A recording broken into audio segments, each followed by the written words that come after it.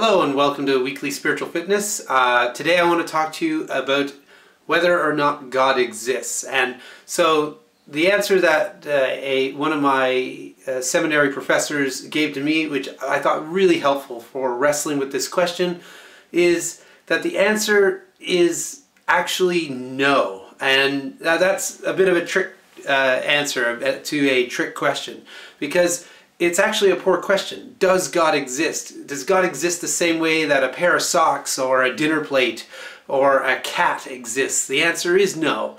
God is existence. God is the thing, the breath of existence, the thing in which we find our movement, our being, our who we are.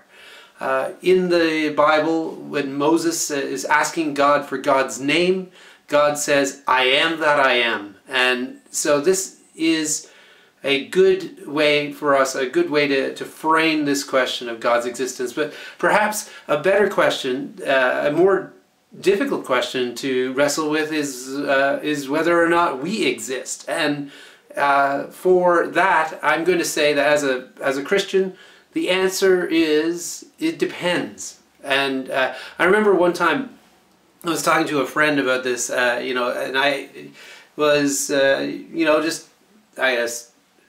thinking, for fun, and I remember saying to him, "How do I even know that I exist?" And he got up, walked across the room, and just slapped me right across the face.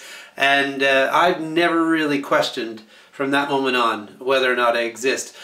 But this question of existence is ancient. People have wrestled with this question of existence for a long time.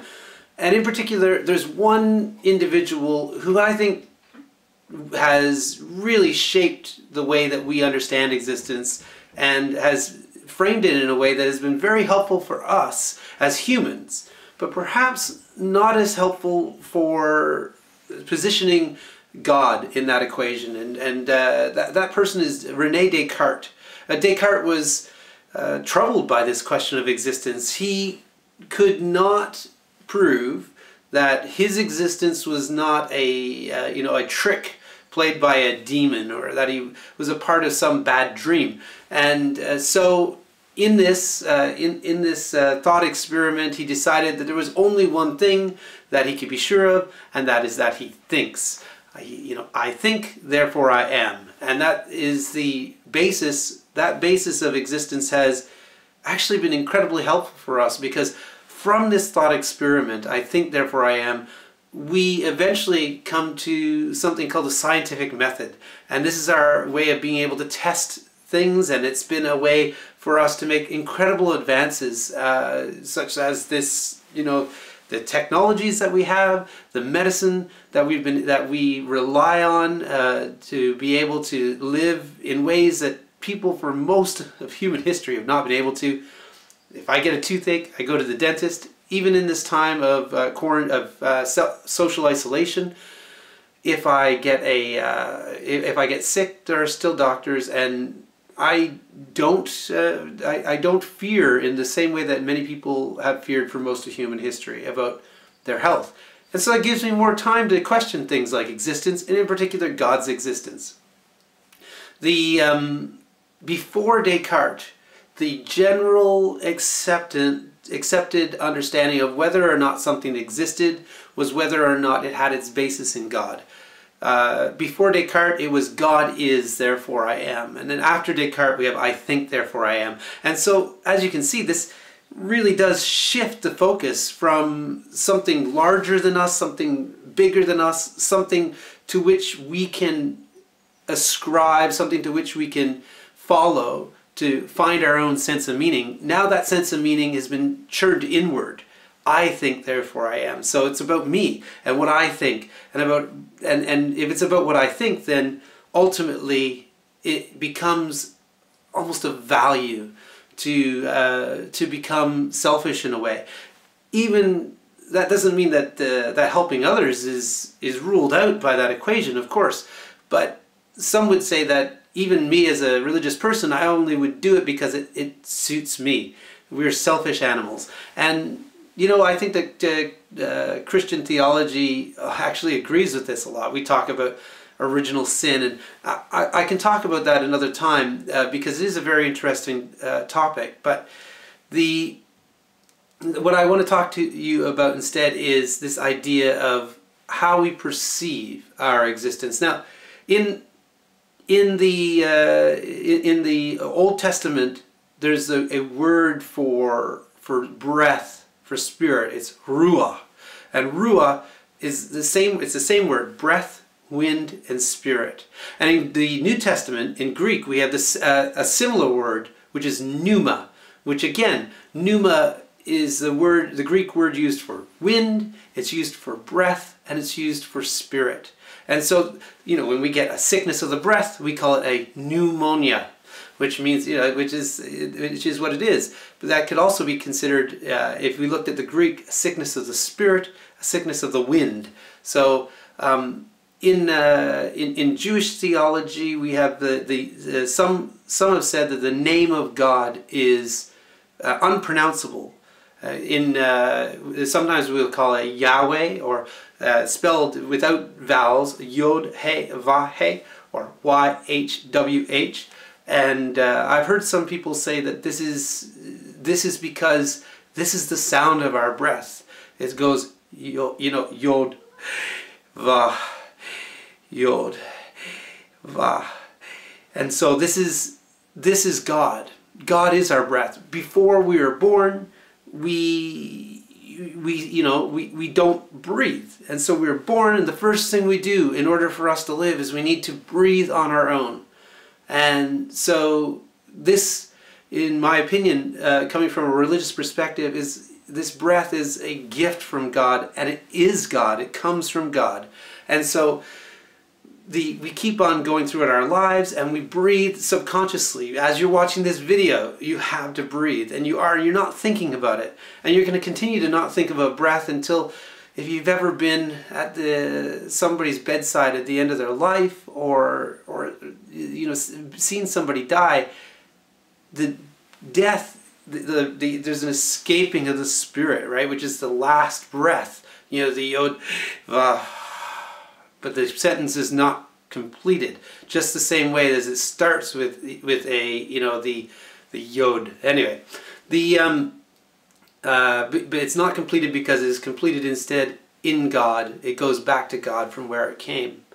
Now, again, from a religious perspective, and we have to go back to before Descartes, I really love this idea for myself, that my existence is based in my relationship with the source of my life, with the source of my being. So what that means is that my existence, how do we know something exists, right? Now, I was talking to you about a pair of socks. Now, when a pair of socks gets a hole in it, is it still a pair of socks? Yeah, sure, it is. But if all of a sudden the whole front disintegrates and my whole foot goes right through, is it still a pair of socks? Or is it just cloth at this point? Or thinking about a dish, like an ordinary dinner dish. My great-grandmother used to have this china cabinet with dishes, and she would, I think, joke saying that these dishes would only get used if the Queen visited. And so there's these dishes that exist, and they're clearly dishes, but are they really dishes, or are they just an ornament? Are do they mean something other than something on which you would place food and eat? The same way, think about a table. If a table has 4 legs and then 2 of the legs get broken off and it no longer is it can hold things, is it even a table? Now this gets a lot more complicated when we get to the idea of life, because a cat who loses 2 legs is still very much a cat. A cat's ability to be a cat, or the existence of it being a cat, is dependent upon its continued breath. And so the same way as it is to be human, that we are breathing, our living is what makes us human. And then once we surrender that life, then the body that's left, although it looks exactly the same. I mean, some people would say there is something missing. I personally feel that there is something missing once the breath leaves the body, the spirit. But it's not the same, and we know we take the body and we'll bury it and we'll put it in the ground because there's no spirit left in it. There's no life left in it. Now, what that body exists, and it's just that breath that was keeping it from deteriorating, from the difference in between life and death. And so a dead person is no longer a full person. In fact, their personhood has left them. As a religious person, I would say this is because their spirit has left and has gone back to return to the Creator, back to the place from whence and from where the life came. For me, this is a very exciting idea. But as you can see, it's really based on faith. This is not a fact-based thing, but it's based a lot on feeling and experience. And to me, I place a very high value on that. And that is something that in our modern context is not as appreciated as it would have once been. I mean, because of the fact that we've learned to see in different ways. We've learned to see in ways that are a lot more helpful to us as individuals. But what they do is I think that those things serve the temporary. They serve the body, which has always been a temporary state. And so, you know, as I wrestle with this idea of existence, of God's existence, I thought that my professor's idea, God does not exist, but God is existence, was extremely helpful. An extremely helpful way of wrestling with this idea. I hope that this bit of a thought experiment has been helpful to you in some way, and you're using this time in socially distancing, physically distancing, to think and to connect with what it means to be alive, with what it means to exist. And when we wrestle with these things, I think they can cause in us some existential discomfort. And personally, I feel like this discomfort is actually key to finding growth, to finding the next thing, to find out the why as to, you know, why do we have breath? Why do we have life? Why do we exist? Rather than the if.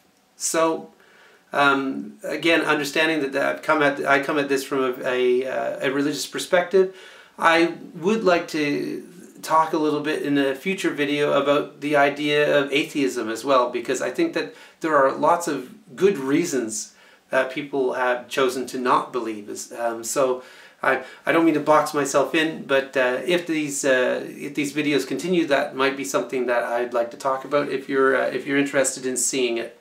Thank you very much. I hope this message finds you well, that you're looking after yourself, your families, and that you are staying well, and that your existence finds fulfillment in that which you ascribe meaning. Take care. Pro Patria.